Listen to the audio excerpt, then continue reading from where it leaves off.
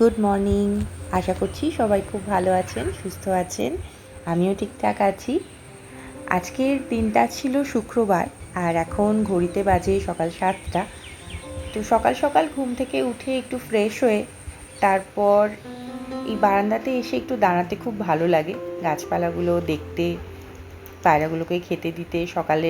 সকালের যে নিয়মিত যে কাজগুলো থাকে, আমি সকালবেলা উঠেই প্রথমে ওয়াশিং মেশিনে একটুখানি কাপড়টা কাচতে দিয়ে দিই, কারণ এখন তো বর্ষাকাল, বেশিরভাগ সময় বৃষ্টি পড়ছে। তো সকাল সকাল একটু জামা কাপড়টা কাচা হয়ে গেলে সেগুলো শুকোতে যদি তাড়াতাড়ি দেওয়া যায়, তাহলে একটু তবুও অনেকটা শুকিয়ে আসে আর কি। তারপরে ছাদ থেকে নিয়ে এসে নিচে বারান্দাতে শুকোতে দিয়ে দিই, আস্তে আস্তে হাওয়াতে শুকিয়ে যায়।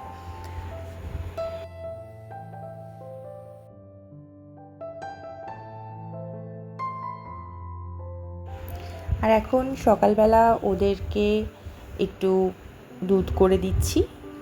বেশিরভাগ সময় ওরা বর্নভিটা খেতে পছন্দ করে, কখনো কমপ্ল্যান খায়।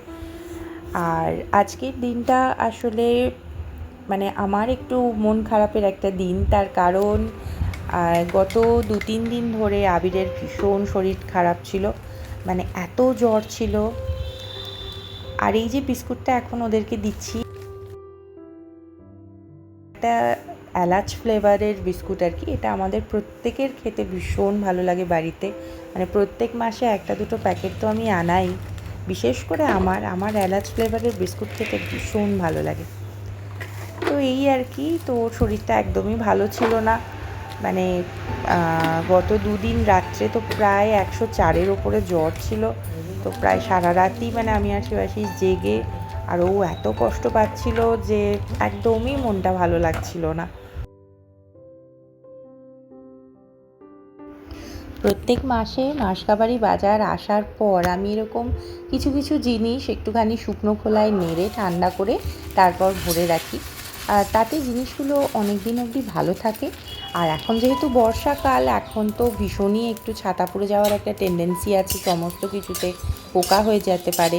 তো সেই জন্য আমি এগুলো একটু নেড়ে রাখি। আর বিশেষ করে নাড়তে নাড়তে যখনই এরকম পুটপুট করে আওয়াজ হবে, এই যে হচ্ছে, তখনই বুঝে যেতে হবে যে এটা মোটামুটি নাড়া হয়ে গেছে।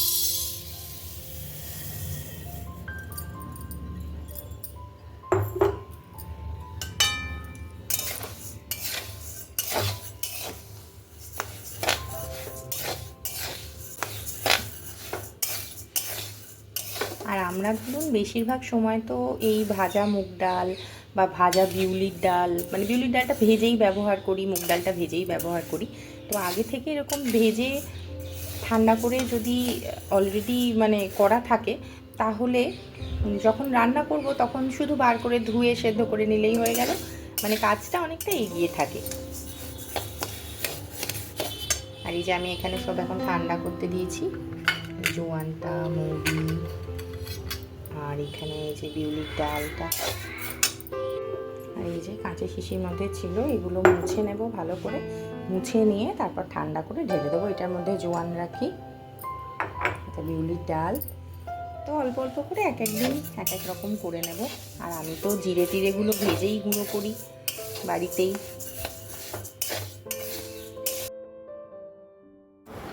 আর্যরও যেহেতু একটু ঠান্ডা লেগেছিল, তো ও সেদিন স্কুল যেতে পারেনি, আর দুজনেই বাড়িতে ছিল।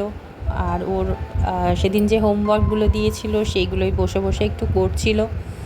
আর আমার যেন মনে হয় যে বাচ্চারা যত খুশি দুষ্টুমি করুক, ছুটে বেড়াক, গল্প করুক, অনেক অনেক কথা বলুক, সেগুলোতে এক এক সময় বিরক্ত হয়ে যায়, ঠিক কথাই। তখন মনে হয় না একটু চুপ করুক, কাজটা করছি। কাজের সময় অনেক সময় হয়, কিন্তু তারপর যখন শরীর খারাপ হয় তখন ভীষণ যেন মনটা খুব বানচান করে, মনে হয় যে না না, যা করছিল সেটাই ঠিক। শরীর খারাপ হয়ে এরকম শুয়ে থাকাটা যেন একদম মা হিসেবে নেওয়াই যায় না। তো সবারই একই রকম ফিলিংস হবে মায়েদের, আমি জানি। তো এই আর কি। আর আজকে যেহেতু ওর শরীরটা ভীষণই খারাপ ছিল, এখন একটু একটু ঠিক হয়েছে।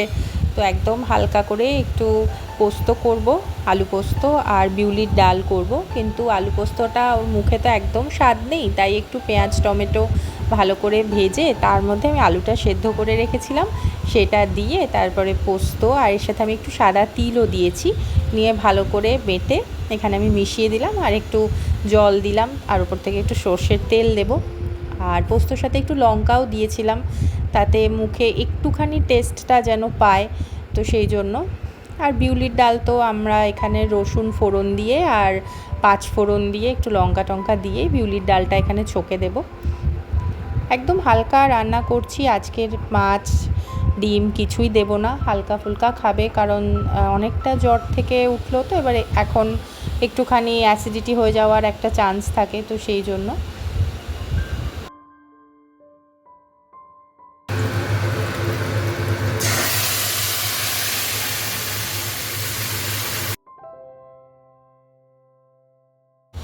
আপনারা যেহেতু আমার ভার্চুয়াল ফ্যামিলি, আমার সাথে এতটা সময় কাটান, আমার লাইফের বেশ কিছু অংশ ঘিরে আপনারা রয়েছেন, তো সেই জন্য ভাবলাম যে আমার অসুবিধার কথা বা আমার মন খারাপের কথাগুলো আপনাদের সাথে শেয়ার করাই যেতে পারে। তো এই আর আজকের মনটা সত্যি খুব একটা একদমই ভালো নেই, মানে কি বলবো বা ভিডিও কিভাবে এগিয়ে নিয়ে যাব নিজেই বুঝতে পারছিলাম না। তো তারপরে দেখলাম যে না, না কিছু তো নিশ্চয়ই আমার একটু পোস্ট করা উচিত, আপনাদের ইনফর্ম করা উচিত যে কেন মানে আমার আবার 1-2 দিন গ্যাপ হলো। তো এইভাবেই চলে দিন, সবসময় সব দিন তো মানুষের সমান থাকে না, অসুবিধা সব কিছুর মধ্যে দিয়েই আমাদেরকে পজিটিভিটিটাও খুঁজে নিতে হবে, তাই না বলুন?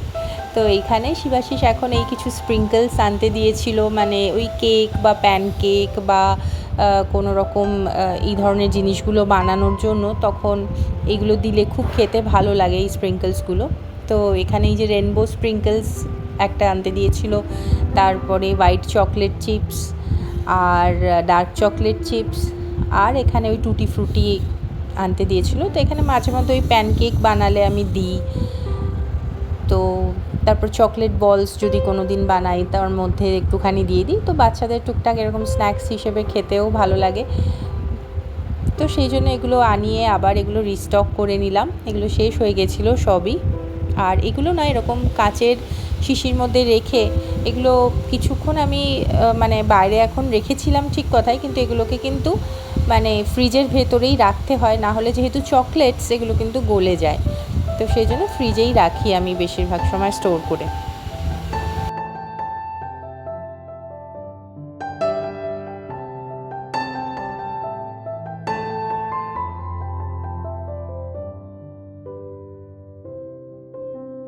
আমার রান্নাঘরে জানলার পাশে এই তাকটা আমি লাগিয়েছিলাম, এই তাকটা ভীষণ ইউজফুল, মানে খুব সুন্দর ভারী বা হালকা যে কোনো ধরনের শিশি বা কন্টেনার খুব সুন্দরভাবে রাখা যায়। আমি এই তাকটা মিশো থেকে কিনেছিলাম, ভীষণ ভালো কোয়ালিটির। আর এখানে আমি ওই একটু গরম মশলা, তারপরে গোলমরিচের গুঁড়ো, আর এখন এই স্প্রিঙ্কলসগুলো রাখলাম, তারপরে এই এই ধরনের মানে টুকটাক যেগুলো সব সময় হাতের কাছে লাগে এগুলো রেখেছিলাম। আর এখন এই যে 2 দিন ধরে দাদাকে পাইনি, খেলতে পাইনি, তো এখন শরীরটা একটু ঠিক হওয়াতে খেলছিল আর কি। তারই একটা ছোট ক্লিপ আপনাদের সাথে শেয়ার করলাম। তো এইভাবেই মানে হাসি ঠাট্টা মজা আনন্দ বাচ্চারা যত বাড়িতে করে ভালো লাগে, চুপচাপ হয়ে গেলে একদম ভালো লাগে না। তো এখন সন্ধ্যের জন্য আমি একটুখানি স্যুপ বানিয়েছিলাম, এই স্যুপটা রাত্রেও খেয়েছিল, একটু টোস্ট করে দিয়েছিলাম আর বিকেলের দিকেও একটু গরম গরম দিয়েছিলাম। তো এটার জন্য আমি সাদা তেলের মধ্যে একটু মাখন দিয়ে তারপরে কিছু সবজি আমি একটুখানি মানে একদম পেস্ট না, কিছুটা হালকা করে বেটে নিয়েছিলাম মিক্সিতে, তার মধ্যে দিয়েছিলাম হচ্ছে গাজর, ক্যাপসিকাম, বিনস আর একটু সুইট কর্ন, সমস্ত কিছু দিয়ে হালকা করে একটুখানি বেটে মানে একটু গোটা গোটা বাটা যেটা সেইটা করে, তারপরে এটা খুব ভালো করে একটু নুন গোলমরিচ এইসব দিয়ে সুন্দর করে নেড়ে নেব। আর এটার মধ্যে একটুখানি দেবো হচ্ছে সয়া সস, দিয়ে খুব ভালো করে নেড়ে চেড়ে তারপরে আমি স্যুপের পরিমাণে যতটা পরিমাণ স্যুপ খাবেন সেই পরিমাণে আমি এখানে জল দিয়ে দেব। তারপরে যখন ফুটে উঠবে তখন এটার মধ্যে আমি একটুখানি কর্নফ্লাওয়ার গুলে দিয়ে দেব। আর এটার সঙ্গে আমি কিছু গোটা সুইট কর্নও দিয়েছিলাম, তো তাতে কি হয়, এই স্যুপটা খেতে খেতে যখন মুখে এই গোটা সুইট কর্নগুলো পড়ে তখন খেতে খুব ভালো লাগে। এইভাবে না একটু সুইট কর্ন স্যুপ বাড়িতে বানিয়ে দেখবেন, একদম মুখ ছেড়ে যাবে। যেদিন একটু শরীর খারাপ থাকে, অনেক সময় হয় না ঠান্ডা লেগেছে, নাক বন্ধ, কাশি হচ্ছে, তো সুইট কর্ন স্যুপটা সেই সমস্ত দিনের জন্য ভীষণ ভালো। এমনি নর্মাল দিনের জন্যেও বিকেলে বা ডিনারে ভীষণ ভীষণ খেতে ভালো হয়। মানে এইভাবে বানিয়ে দেখবেন, মানে সত্যি বলছি আর বাজার থেকে কিনে খেতে ইচ্ছে হবে না, এত সুন্দর টেস্ট হয়। তো এইভাবে, আর লাস্টে আমি একটু ধনেপাতা দিয়েছিলাম, ফ্রেশ একটা গন্ধ যাতে পাওয়া যায় সেই জন্য। আর কর্নফ্লাওয়ারটাও খুব বেশি দেবো না, মানে খুব থিক করবো না, স্যুপের যে কনসিস্টেন্সিটা থাকে সেই মতনই দেবো। তো ব্যাস এইরকমই গরম গরম স্যুপ করে ওদেরকে দিয়েছিলাম, খুব খুশি হয়েছিল। আর খেতে তো ভীষণ ভালো হয়। আর লাস্টে ওপর থেকে একটু মাখন দিয়ে দেবেন যখন পরিবেশন করবেন।